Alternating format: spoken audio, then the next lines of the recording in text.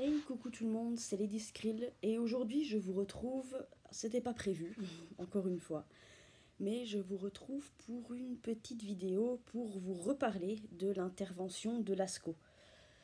C'était pas prévu, mais voilà, la semaine dernière, je vous avais dit que donc le 26 mars, l'ASCO, ou Monsieur Truffe pour les intimes, allait donc se faire opérer d'une masse donc, qui était dans le bas de son dos.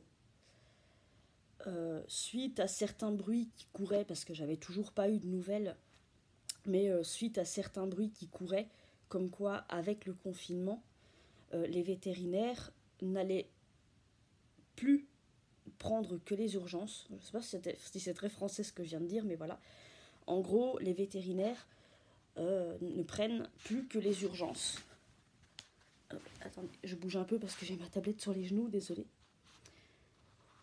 Donc, je recommence, désolé. Les vétérinaires ne prennent plus que les urgences. Donc ça, c'était les bruits qui couraient de ce que j'entendais ici et là, que ce soit sur les groupes dédiés aux rats ou autres. Donc voilà, je ne savais pas trop. Et du coup, ce matin, j'ai rappelé ma clinique vétérinaire afin de savoir si l'opération était toujours maintenue ou pas. Et j'ai bien fait d'appeler parce que effectivement, l'intervention de l'ASCO est annulée. Voilà. Les vétérinaires, effectivement, ne prennent plus que les urgences, c'est-à-dire qu'en fait, ils sont ouverts, mais voilà, tout ce qui est intervention non urgente, voilà, où la vie de l'animal n'est normalement pas mise en danger, ils annulent pour éviter que ça stagne dans les salles d'attente, pour éviter aussi, enfin voilà, pour aussi respecter les consignes qui ont été mises en place par le gouvernement pour essayer de ralentir le coronavirus. Eh bien, les interventions donc de cet ordre, de ce type-là, sont annulées. Le vétérinaire m'a demandé quand même si la boule avait grossi ou pas. Et non, elle n'a pas grossi.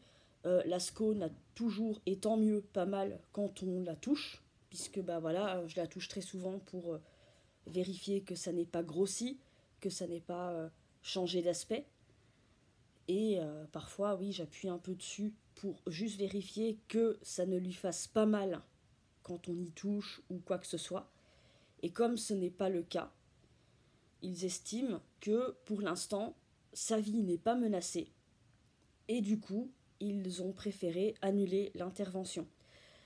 Alors, une fois que le confinement sera fini et que les choses reviendront à la normale, soit ils me rappelleront, ou ce sera plutôt moi qui rappellerai, pour reprendre un rendez-vous, pour recaler une date, pour qu'ils puissent donc se faire opérer, pour enlever cette fameuse masse et voir ce que c'est. Mais pour l'instant, voilà, je vous le dis déjà parce que je vous en avais parlé la dernière fois, et aussi pour vous qui avez peut-être des animaux, pour aussi vous mettre en garde, je vous conseille d'appeler les vétérinaires de votre département, de votre quartier, de votre ville, pour savoir, eux, quelles sont leurs consignes. Mais normalement, voilà, les vétérinaires, pour l'instant, ne prennent que les urgences. Voilà.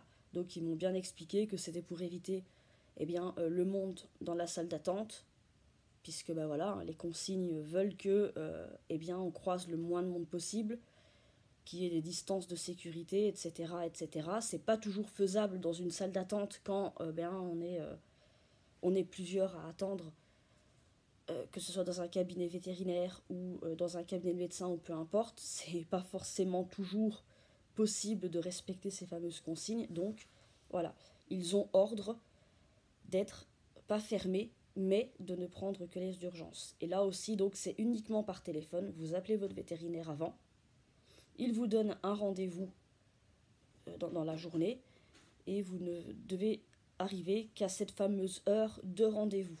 Voilà. Pas question d'arriver plus tôt et d'attendre dans la salle d'attente. Ça ne pourra pas se faire comme ça. Donc voilà, en ce qui concerne l'intervention de l'ASCO, ça me stresse un peu, parce que, bah, voilà, comme je vous avais un peu expliqué l'autre fois, euh, même si on ne sait pas ce que c'est et que pour l'instant il n'y a rien d'alarmant étant donné que voilà, l'ASCO n'a pas mal, et comme je le disais tout à l'heure, la masse n'a pas grossi, il est toujours en pleine forme, il mange toujours normalement, enfin il n'y a aucun signe qui montre qu'il y a un problème, donc il considère que ce n'est pas pour l'instant une urgence vitale. Si jamais, encore une fois, donc il m'a redit de surveiller cette masse comme je le faisais déjà tous les jours ici, mais il m'a bien redit que si jamais la masse changeait, si elle grossissait ou si on remarquait un changement de comportement sur l'ASCO, fatigue ou perte d'appétit ou tout simplement douleur au niveau de cette fameuse boule, là évidemment on appelle et ça pourrait être considéré comme une urgence et à ce moment-là évidemment qu'il se fera opérer. Mais pour le moment, il considère que ce n'est pas une urgence et que donc pour l'instant c'est reporté. À quand donc je ne sais pas, puisque comme ils n'ont pas pu me donner de date, puisque comme vous le savez, on ne sait pas combien de temps va durer ce confinement. Là, on nous a dit 15 jours, mais à mon avis, ce sera bien plus longtemps. Voilà, on en parle de plus en plus. Si vous écoutez les infos et tout ça, on en parle de plus en plus. Que ça ne va pas durer 15 jours, mais bien plus que ça. Certains parlent de 6 semaines, 45 jours, enfin voilà. À mon avis, il va falloir prendre notre mal en patience parce que ça ne durera pas 15 jours. Voilà, ça ne durera sûrement pas 15 jours. Il n'y a qu'à voir déjà à Wuhan, là où ça a commencé, ils en sont à leur 58e jour de confinement. Je crois en Italie aussi, ils en sont plus loin que nous. Et pourtant, ça continue. Donc, ils n'ont pas pu me redonner de date pour l'instant, mais une fois que tout ça sera terminé, je rappellerai le vétérinaire et on reprogrammera une date. Et ne vous inquiétez pas, on surveille l'ASCO, que ce soit moi ou mon homme, on le surveille tous les deux. Voilà, on surveille à ce que tout se passe bien, et pour l'instant, tout se passe bien. L'ASCO pète la forme, l'ASCO va très bien, il n'a pas mal non plus, donc voilà, pour l'instant, ça va. Je voulais vous tenir informé, puisque voilà, comme je vous l'ai dit, je vous en avais parlé la dernière fois de cette fameuse intervention qui devait avoir lieu, et qui du coup n'aura pas lieu pour l'instant. Ça veut dire que il y aura à nouveau des vidéos où je vous décris, du coup, puisque l'ASCO va bien et que il n'y aura pas de convalescence pour l'instant. Donc les vidéos je vous décris seront toujours là pour le moment. Il n'y a pour l'instant aucun problème. Donc voilà. Je voulais aussi vite fait vous parler entre guillemets du coronavirus parce que bon, je suis sur des groupes de personnes déficientes visuelles sur Facebook et certains apparemment se posent la question de savoir si le coronavirus pourrait avoir un impact sur nos soucis. Alors, normalement, d'après ce qu'on nous a dit, soit sur les groupes et d'après les renseignements qu'on a pu en avoir, logiquement non, puisque le coronavirus, il s'en prend aux poumons. Voilà, il s'en prend aux poumons, il donne de la fièvre, tout ça. Cependant, attention quand même, parce que j'ai lu sur un groupe donc, de personnes déficientes visuelles, notamment dans des commentaires, qu'il y aurait eu des cas de conjonctivite, peut-être causés par le corona. Donc attention si vous êtes fragile au niveau des yeux.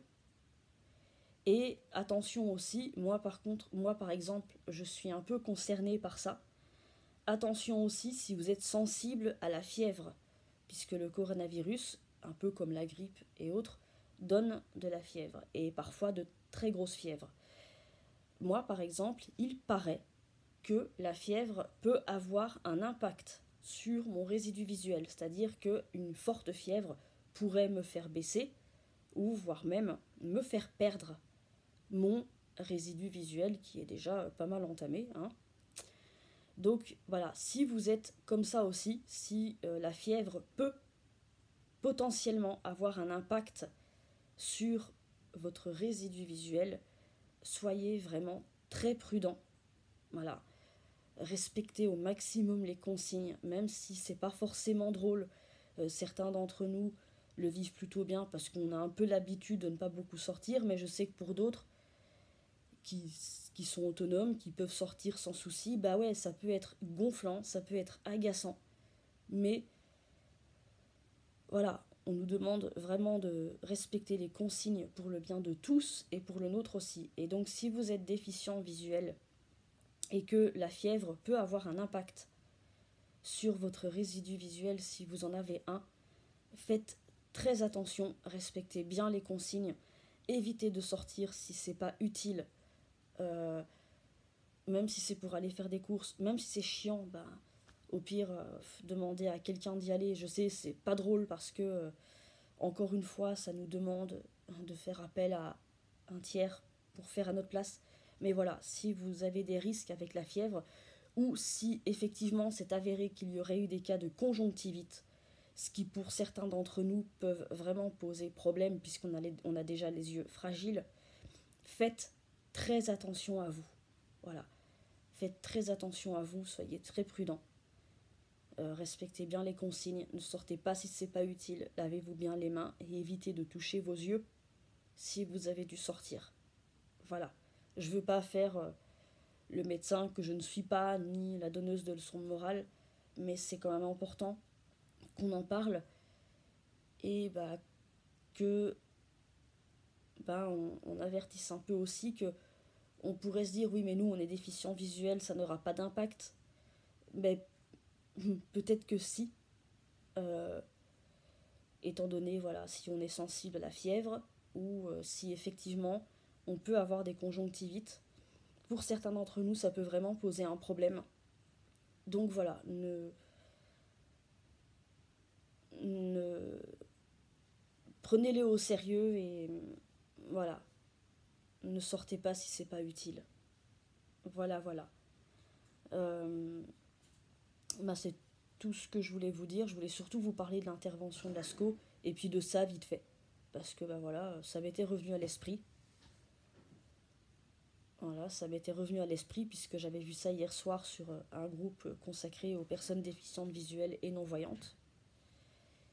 Et du coup, voilà, je voulais en parler vite fait.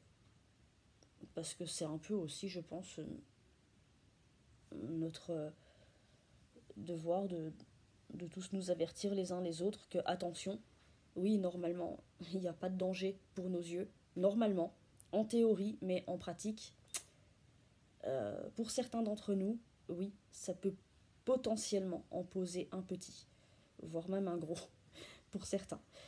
Voilà, voilà. Bah, je vous souhaite à tous une bonne fin de journée si je ne reviens pas avec la vidéo de l'ASCO aujourd'hui, parce que là, j'étais censée tourner aujourd'hui euh, la vidéo du Pantémort, mais Monsieur Truffe nous fait un gros dodo. Voilà, et il nous fait une sieste, une belle sieste. Voilà. Parce qu'il s'est amusé tout à l'heure à la balle comme un fou, et du coup, maintenant, bah, c'est gros dodo dans le canapé. Voilà.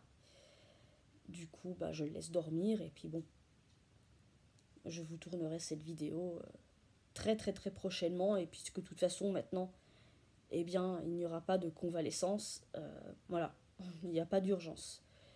Voilà, bah, me reste plus qu'à vous souhaiter donc une bonne fin de journée, et à très vite. Prenez bien soin de vous, prenez bien soin de vos animaux si vous en avez, et surtout, restez chez vous.